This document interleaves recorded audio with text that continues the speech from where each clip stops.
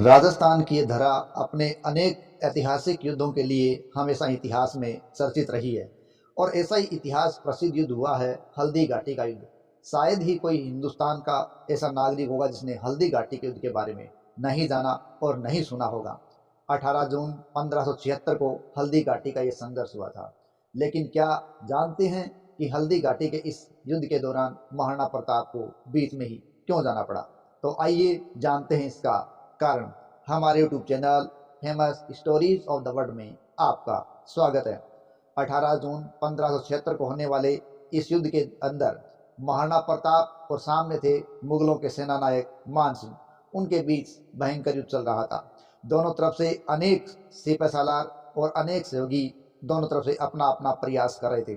राणा प्रताप के प्रमुख सहयोगियों के अंदर भी अगर हम देखें तो राणा पुंजा भी अपने तीर कमान के साथ या अपने धनुधारियों के साथ उनका पूरा सहयोग दे रहे थे। इस युद्ध के दौरान महाराणा प्रताप का जो प्रिय घोड़ा था चेतक, वो भी अपने अविस्मरणीय बलिदान के लिए हमेशा इतिहास प्रसिद्ध रहेगा। चेतक है, उसके अग्रभाग पर हाथी का सूंड लगाया गया था और कवच से उसके शरीर को ढका भी गया था। और युद्ध के दौरान ही उसी चेतक ने अपने दोनों पांव उठाकर मान सिंह के हाथी पर रख दिए थे और उसी दौरान प्रताप ने मान सिंह पर भाले का प्रहार करके उसके महावत को मारा और मान सिंह को घायल भी कर दिया था।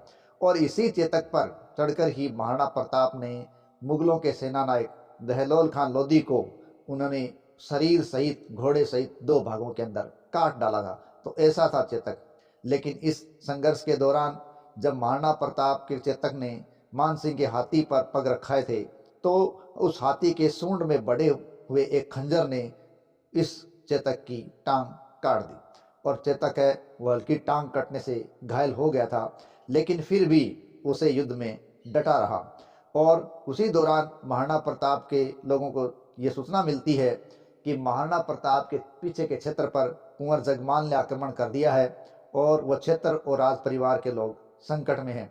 इसलिए उन लोगों ने महाराणा प्रताप को जंग बीच में छोड़कर चले जाने के लिए बाध्य किया। महाराणा प्रताप के गुरु राघवेंद्र जी ने ही महाराणा प्रताप को ये पूरी सूचना दी थी, क्योंकि उनको सूचना प्राप्त हुई थी। और राघवेंद्र जी ने ही महाराणा प्रताप को इस समय यहाँ से जाने और परिवार और राज्य की रक्षा करने के लिए सलाह दी थी। और इसी सलाह का पालन करते हुए महाराणा प्रताप ने यहाँ से निकल जाना उचित समझा था। हालांकि वो खुद भी उस समय घायल अवस्था में भी थे।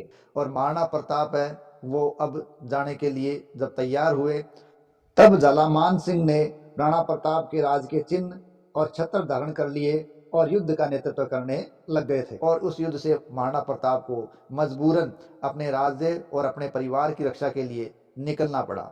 जब वो वापस जा रहे थे तो कई मुगल सैनिकों ने उनको जाते हुए निकलते हुए देख लिया तो उन्होंने उनका पीछा किया।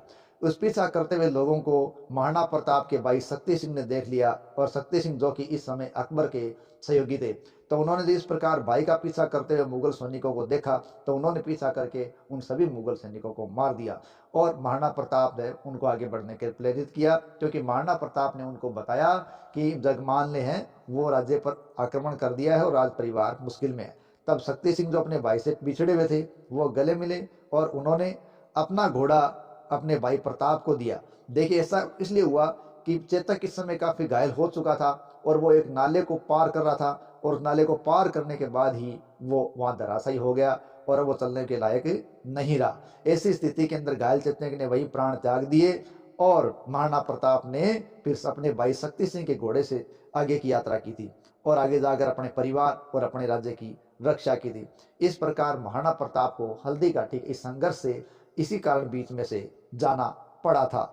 बाद में महाराणा प्रताप ने अपने घोड़े चेतक का सही तरीके से अंतिम संस्कार किया और राजमंद के साथ बलीचा के अंदर उसकी समाधि भी आज भी बनी हुई है, जो चेतक के त्याग और बलिदान का आज भी साक्षी है।